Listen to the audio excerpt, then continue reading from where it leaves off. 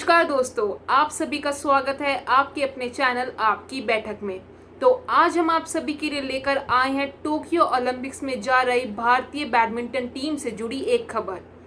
जी हाँ दोस्तों, जैसा कि आप सभी को पता चल ही चुका होगा कि भारत के काफ़ी नामी खिलाड़ी होने के बावजूद भी केवल और केवल 4 खिलाड़ी ही भारत की ओर से टोक्यो ओलंपिक्स में क्वालिफाई कर पाए हैं।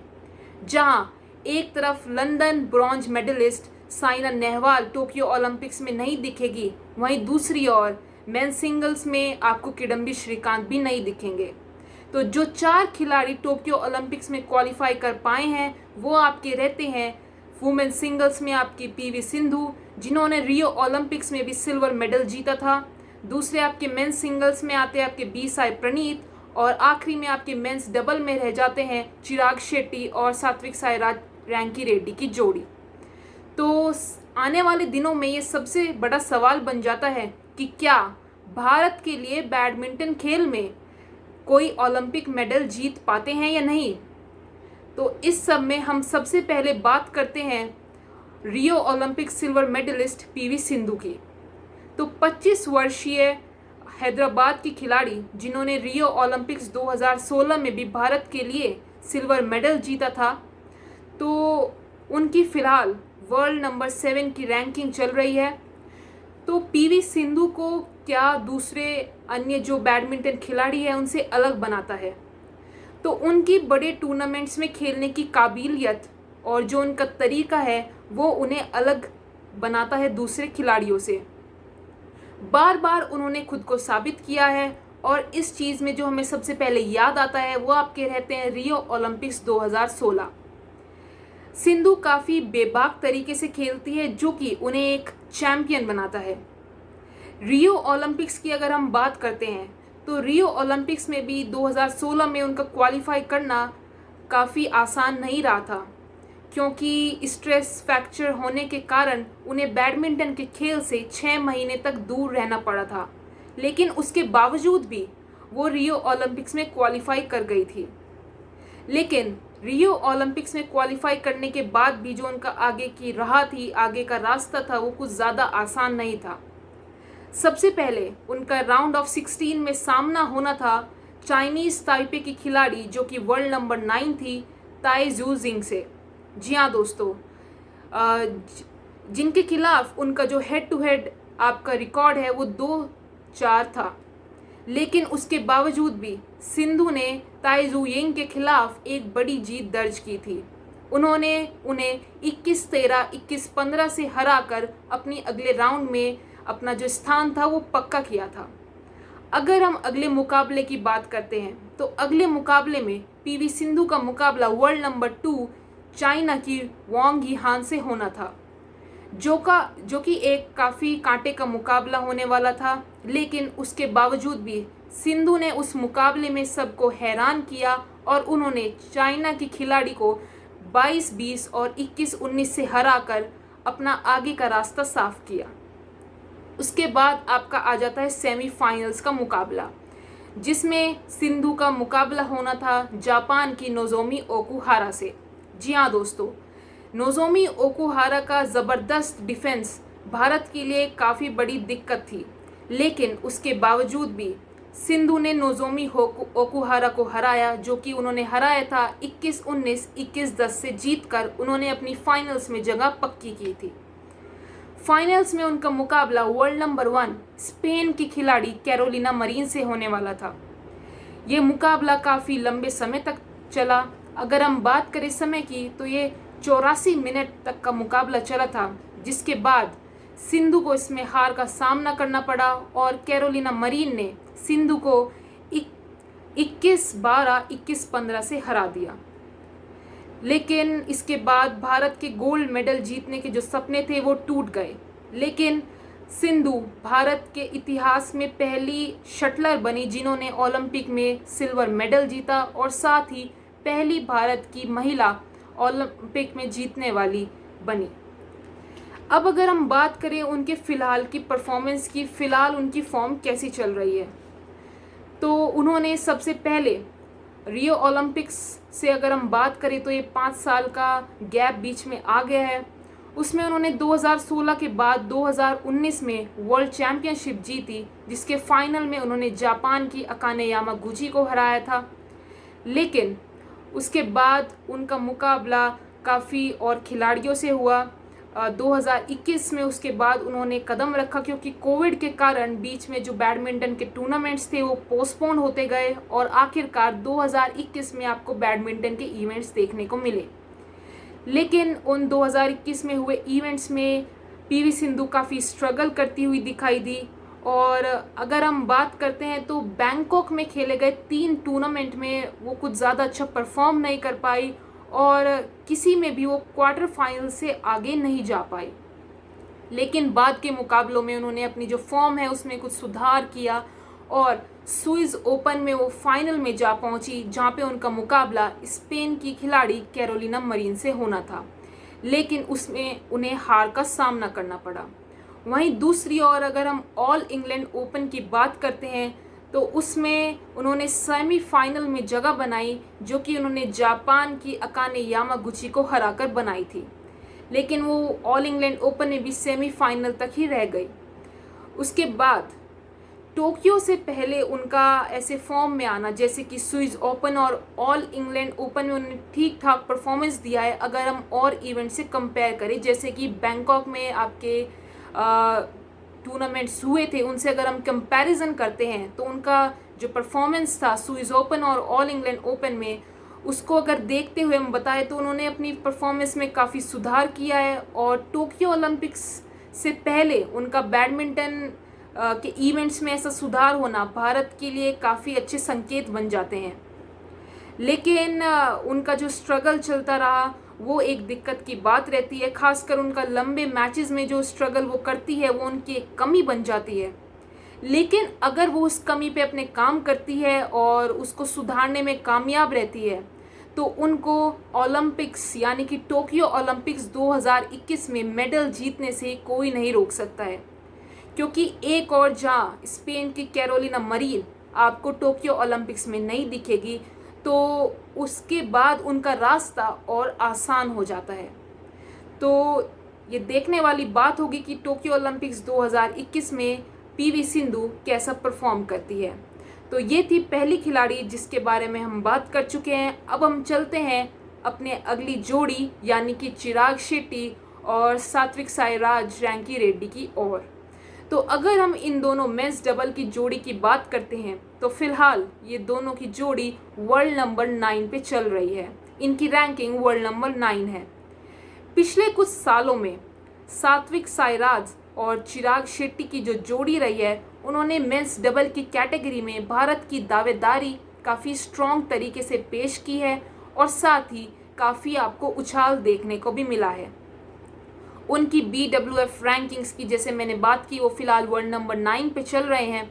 तो उनकी BWF रैंकिंग में उछाल होना भी काफ़ी बड़ी बात थी। और पिछले समय में हुए जो काफ़ी बड़े बड़े इवेंट्स थे, टूर्नामेंट्स थे, उसमें लोगों का ध्यान सिंगल्स इवेंट से हटकर डबल्स इवेंट की ओर झुक गया, क्योंकि वो इतना अच्छे तरीके से भारत को रिप्रेजेंट कर रहे थे। जैसे उनकी परफॉर्मेंस चल रही थी वो काफ़ी चौंकाने वाली और काफ़ी गजब की परफॉर्मेंस थी।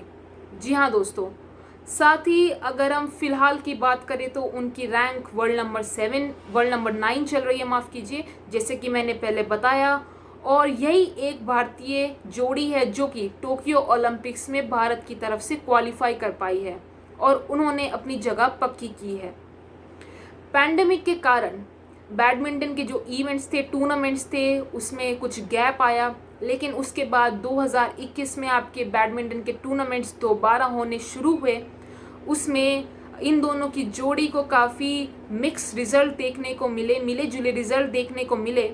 अगर हम बात करें इनके थाईलैंड ओपन सुपर 500 मुकाबले की और साथ ही अगर हम बात करते हैं स्विस ओपन सुपर 300 मुकाबले की, तो इन दोनों मुकाबले में इन दोनों की जोड़ी सेमीफाइनल तक पहुंची थी। लेकिन अगर हम ऑल इंग्लैंड ओपन की बात करते हैं तो चिराग शेट्टी और सात्विक साई की जो जोड़ी थी वो सेकेंड राउंड तक ही रह गई थी। अब अगर हम बात करें, फिलहाल ये जोड़ी अपने कमियों पे काम करने में लगी हुई है, काफ़ी मेहनत कर रही है टोक्यो ओलंपिक से पहले। जैसे कि कुछ चुनिंदा दिन यानी कि 50 से 60 दिन ही रह गए हैं, तो काफ़ी ज़ोरों शोरों से अपनी तैयारी में लगी हुई है। साथ ही इनकी तैयारी London Olympic silver medal winning coach Mathias Boe के नीचे चल रही है, वो इनकी ट्रेनिंग करा रहे हैं। और ये जोड़ी यूरोपियन स्टाइल ऑफ प्ले को इम्प्लीमेंट करने की कोशिश में लगी हुई है।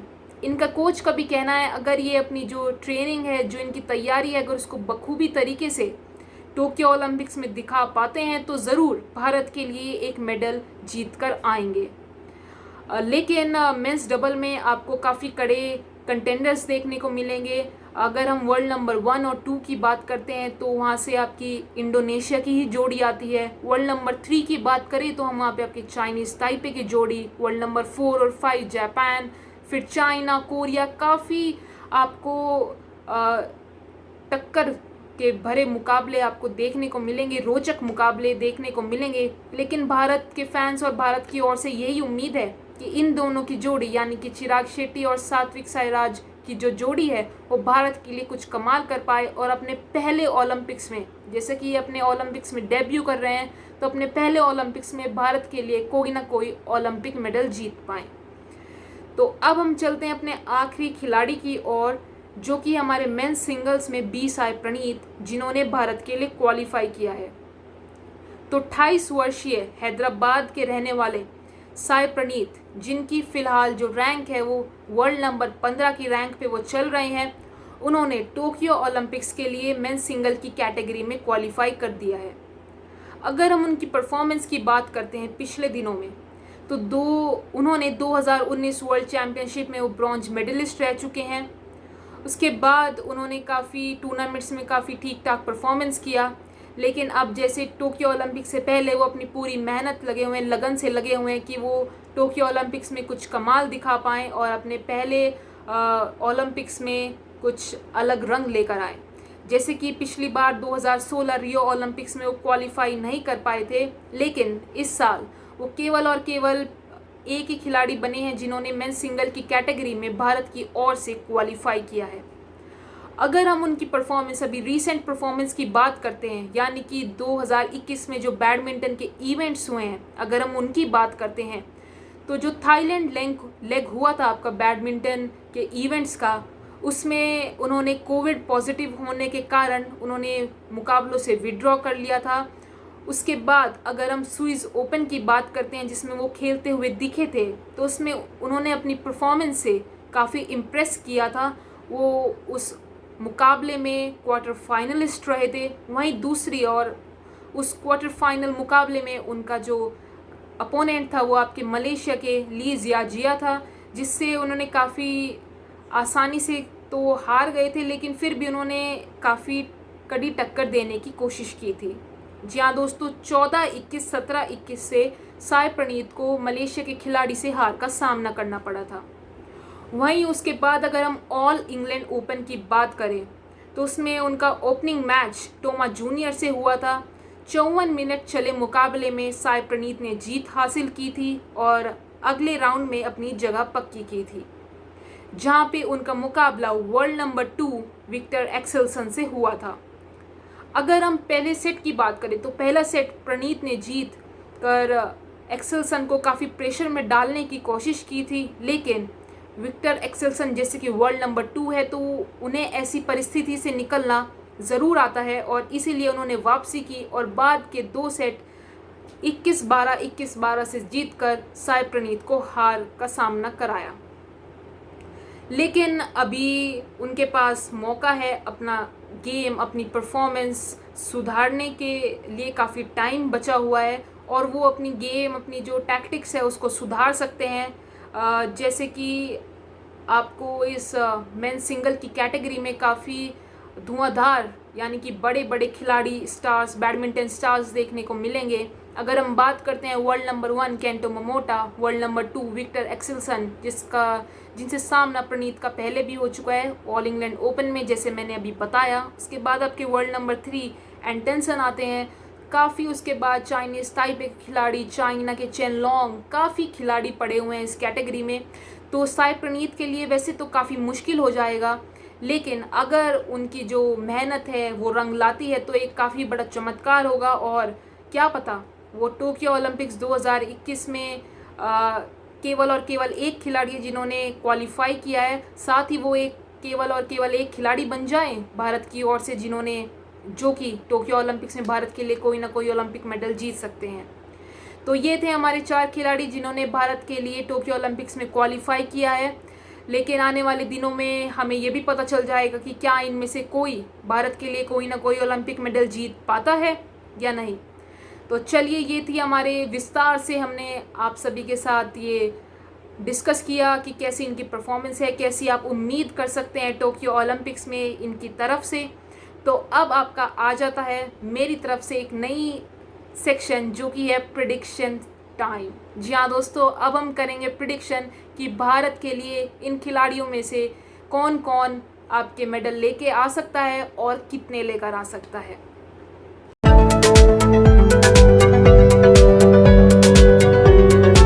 तो मेरे प्रेडिक्शन के अकॉर्डिंग बैडमिंटन के खेल में भारत के लिए 1 से 2 मेडल, ओलंपिक मेडल ज़रूर आएंगे।